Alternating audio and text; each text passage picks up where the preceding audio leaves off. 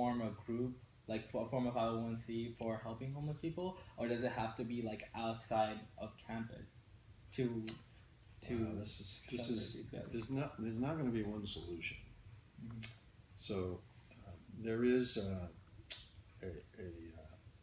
process called Section 8. You may be aware of that. It's subsidized rent. Mm. But that Section 8 implementation is not smooth, shall we say. There's still a lot of bias. There's a process called redlining in certain areas, not accepting Section 8.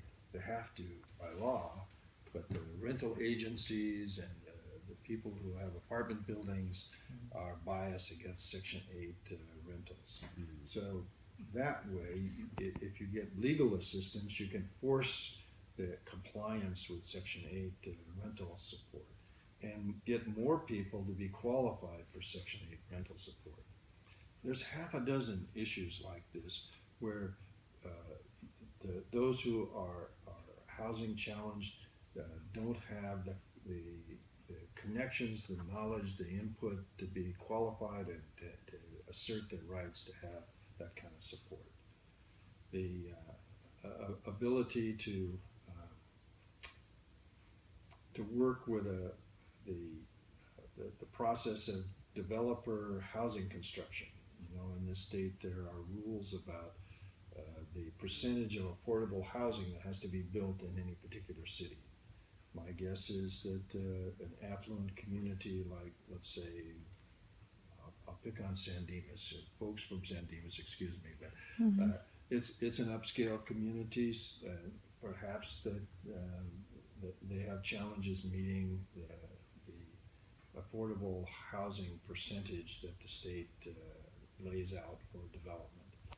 Unless you go to city councils and again advocate and get legal assistance to be sure that these existing protections are well established, and there's no lasting solution.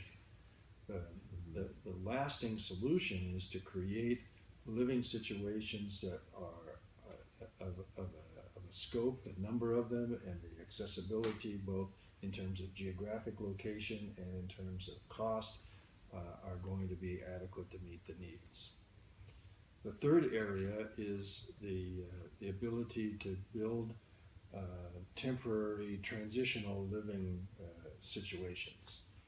I work a lot with the city of Pomona, where homelessness is a big problem. There's a resistance for the city leadership there to accept particular neighborhoods having transitional living situations established. They're working on it, but again, political pressure for solutions like this are the ultimate solution. Working with individuals to find existing placements without the scope of placements of these three particular initiatives that I'm talking about, it is trying to fit a size 16 foot into a size 8 shoe. It ain't gonna fit, and if it fits, it's gonna hurt. There's just more people with a need than there is accessible housing available.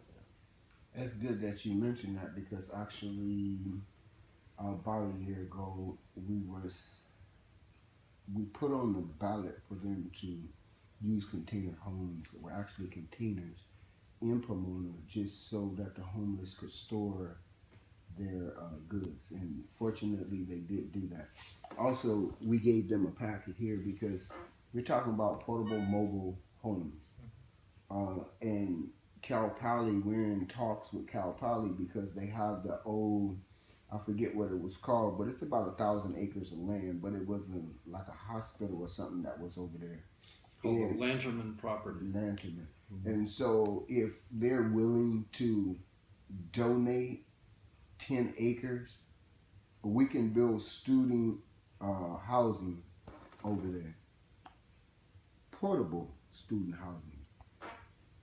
Reliable student housing with green technology, waterless, tireless, solar, so we can actually have the students empowered by having them participate in the construction of it. So interesting that you mentioned those points. So from homeless to working toward being a businessman.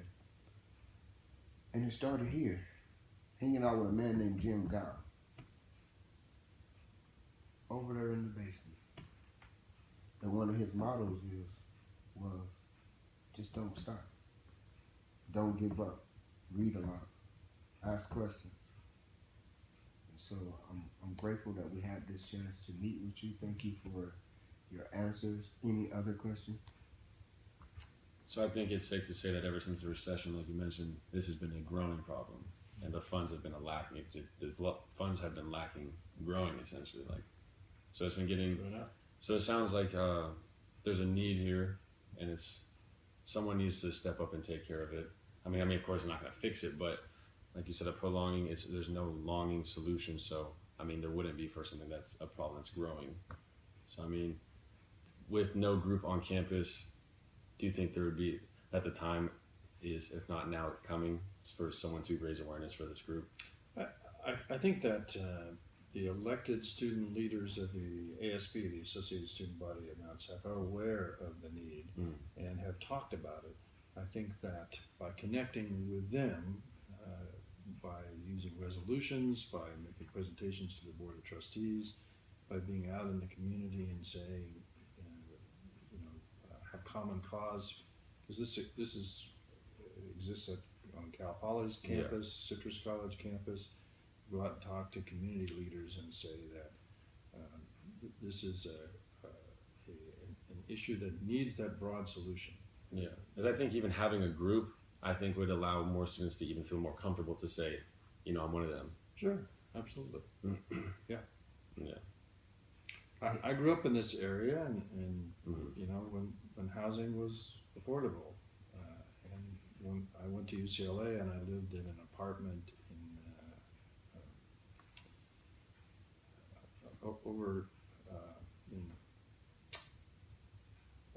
just about 8 miles south of UCLA. It was a 2-bedroom apartment. Had 2 roommates, and the total rent was $120 a month. We each paid $30 a month. Now that was back when the minimum wage was $1.25, so it was. But still, there isn't that kind of housing available. And I took the bus to UCLA, and the tuition was $80 a semester. So California used to be affordable. In a situation where in LA County the average home is $500,000 and the average apartment rent is over $2,000, it's not affordable here anymore. It's a societal problem. You're right, and it's a problem that's not going to be fixed overnight. But unless people stand up and unite in common cause, it doesn't have a chance. That's safe to say. Thank you for your time. Thank you.